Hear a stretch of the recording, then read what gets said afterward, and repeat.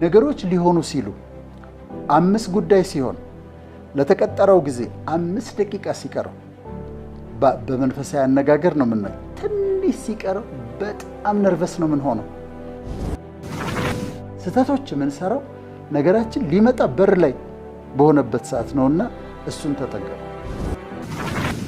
ስትጠብቁ በመጠበቅ ሂደት ውስጥ አንደኛ ነገሮች ዘገዩ ብላችሁ የማይሆን ነገር ውስጥ እንዳትገቡ ተጠንቀቁ።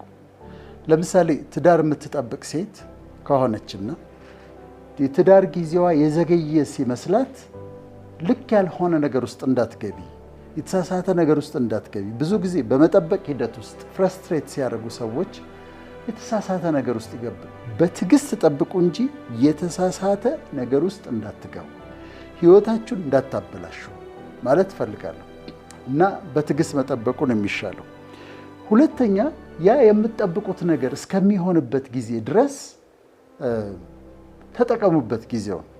ለምሳሌ ትዳር ከሆነ የምትጠብቀው ወይም ደግሞ ለትምህርት መሄድ ከሆነ የምትጠብቀው ያ እስከሚሆን ድረስ ለምን አታነቡበትም?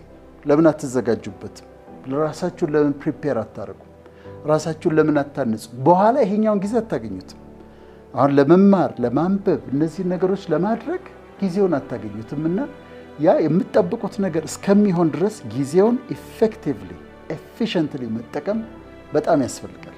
ሁለተኛው ነጥብ ይሄ ነው። ሶስተኛው በቃ ዲቫይን ታይሚንግ አለ።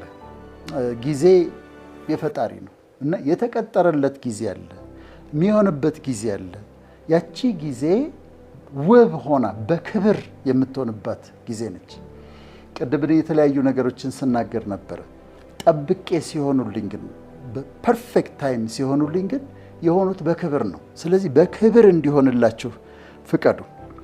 መጨረሻ እቺን ሐሳብ ተናግሬ እጨርሳለሁ።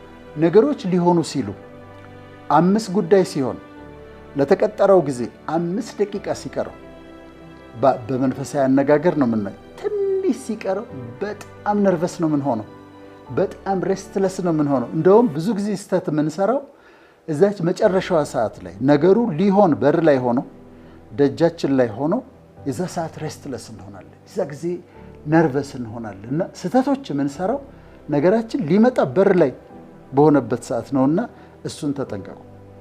የአንዳንዶቻችሁ ነገር ነገ ይሆናል። አንዳንዶቻችሁ ነገር የሚቀጥለው ሳምንት ይሆናል። አንዳንዶቻችሁ የምትጠብቁት ከ1 ወር በኋላ ይሆናል። አንዳንዶቻችሁ የምትጠብቁት ከወራት በኋላ ይሆናል። እኔም የምጠብቃቸው ነገሮች በተቀጠረላቸው ጊዜ ይሆናሉ፣ መሆናቸው ግን አይቀርም። ስለዚህ በትዕግስት ተጠብቅ፣ ረስትለስ አትሁኑ። ይሄ ነው መልእክቴ። በተረፈ የምትጠብቁት ሁሉ እንዲመጣላችሁ፣ ያሰባችሁት ሁሉ እንዲሳካላችሁ፣ ያቀዳችሁት ሁሉ እንዲከናወንላችሁ የኔ ምኞቴም ጸሎቴም ነው። አመሰግናለሁ።